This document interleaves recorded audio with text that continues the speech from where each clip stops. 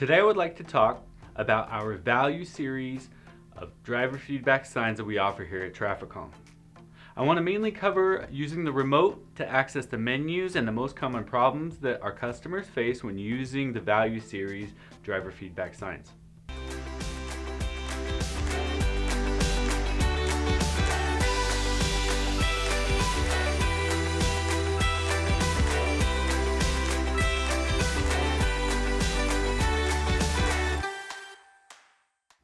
First things first, our value series are designed to be a less expensive way to have driver feedback functionality.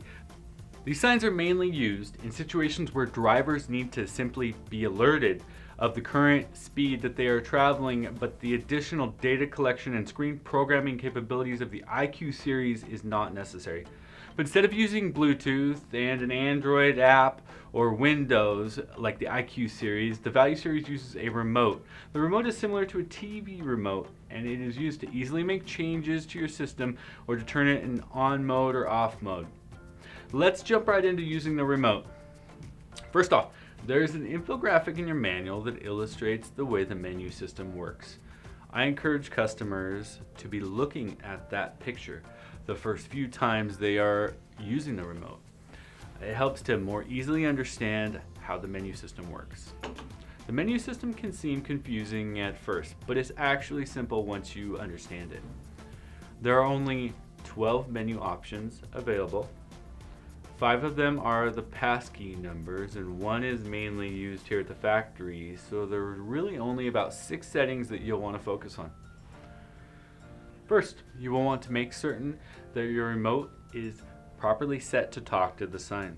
You can do this by holding the setup button until the LED comes on, then hitting the sign button and then the code 1221. You can tell you did this correctly because the LED on the remote will turn off after the last digit of the code. Now that we know our remote can talk to the sign, we can begin to access the menus. When we look at our sign, there are 5 status LEDs in the upper center of the left digit. The bottom LED is the status LED. This LED tells us what mode the sign is in with a quick blink about every second if the sign's in odd mode. If it's a slow blink about every 10 to 15 seconds, the sign is in standby mode. The top 4 LEDs help us input the passkey and access the menus by indicating what we are doing with the remote and what menu we are accessing. To input our passkey, we will want to press the OK button, and we will see the first and fourth LEDs come on, indicating that it is ready for a passkey. These LEDs time out quickly, so you want to input your passkey before they turn off.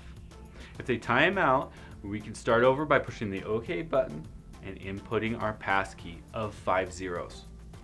Make note here that you can see that the LEDs indicate if the passkey digit is correct by scrolling down the LEDs.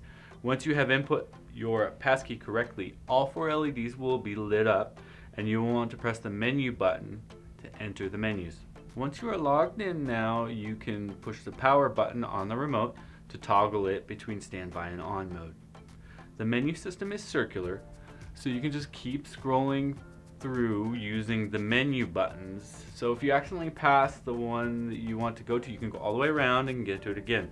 This is where the infographic is handy because you can see exactly what menu you are on by looking at which of the LEDs are lit up, because each menu has a unique LED pattern. For example, the first menu is the minimum speed setting. This is the minimum speed that the sign will display to the driver. And you know that you are on that menu because the first LED will be lit up. Let's just quickly go through the menus.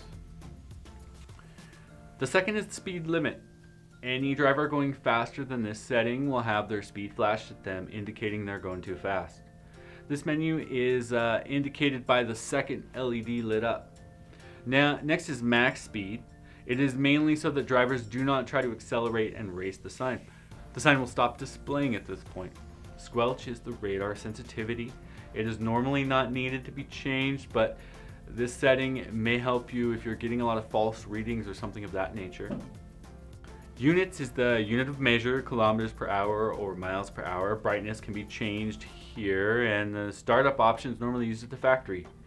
The last 5 are the passkey digits. The menus can be changed by navigating to the menu you would like to change and hitting the OK button. Once it's selected, you can hit the channel up and down to change the value here. Once you are done, pressing the OK button will return you to the main menu. This covers most of the settings that customers may need to access. Now let's talk about troubleshooting the most common issues. Power issues can be tricky with a solar powered sign, as the sign will most likely function properly when the sun is out. The bottom status LED is a good troubleshooting tool because it is the main indicator of what the sign is doing and what mode it's in. The single biggest issue customers have is that the sign will get hung up on a pole without the battery being properly plugged in. Sometimes this will present strange symptoms. For example, if it's overcast out and the battery is unplugged, the sign may have enough power to act normal, but cut out when it's trying to display a number to the driver. The battery is housed on the top rear of the sign behind a large access panel. It comes from the factory unplugged, and the instructions illustrating that it needs to be plugged in can sometimes accidentally be discarded. The battery will need to be plugged in prior to installation. We're always trying to improve our manufacturing processes. Because of this, we have made many positive changes to our products, and we will continue to do so. The battery wiring is a good example of this. We've changed the installation process so that all of the battery connections can be made from the field service cover. The customer no longer needs to open the battery cover to access the battery. All of the connections can now be made from the field wire service cover. And we will continue to improve on that process until it's no longer needed. We value input from our customers, especially when it pertains to how we can improve. This concludes the overview of the usage and the most common issues experienced during installation. As always, we are just a phone call away, and we would love to help you should you run into a question or a problem with one of our products. Thanks for watching.